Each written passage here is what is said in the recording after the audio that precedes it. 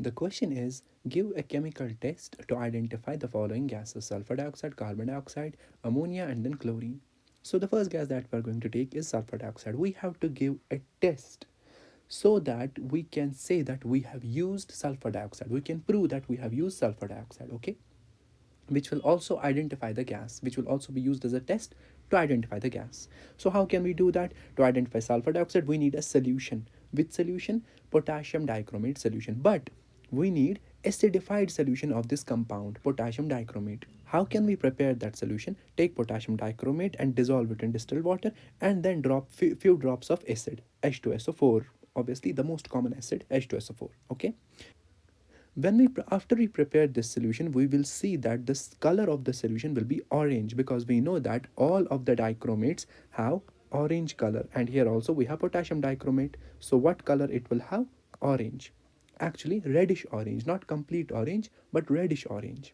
Okay, then we will introduce SO2 gas through this solution, so that the color will change and we can prove that we have used SO2. Okay, how will we do that? We will bubble SO2 gas through this solution. Okay, here, as you can see, observe the color change is the third step.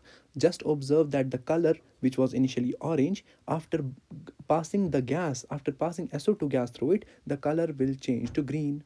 That is it. We have proved, that was the question. We have proved that we have used SO2. Otherwise, the color would have not changed it to green. Okay, because we know that the green color is because of this compound. The change in color from orange to green indicates the presence of sulfur dioxide gas. This is the color as you can see in the image. This is the original color of potassium dichromate, reddish orange. Coming to the next gas, carbon dioxide. How can we give a test for it? How can we identify it? How can we prove that we have used it?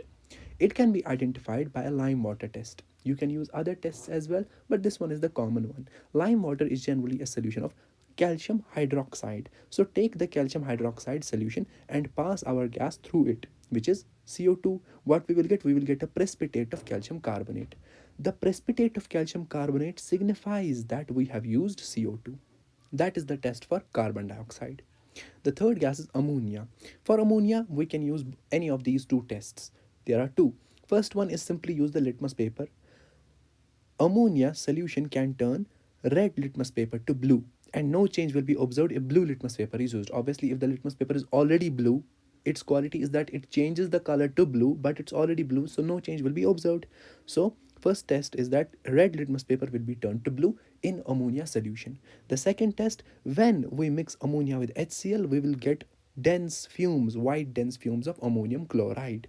Okay, we will get white dense fumes of this compound ammonium chloride. Okay, then the last gas is chlorine. How can we give a test of chlorine?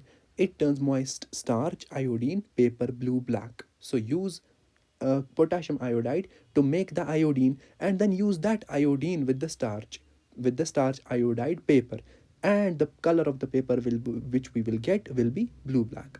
So that signifies that we have used chlorine. Okay, so this is the test for chlorine. I hope it is all clear to you. Thank you.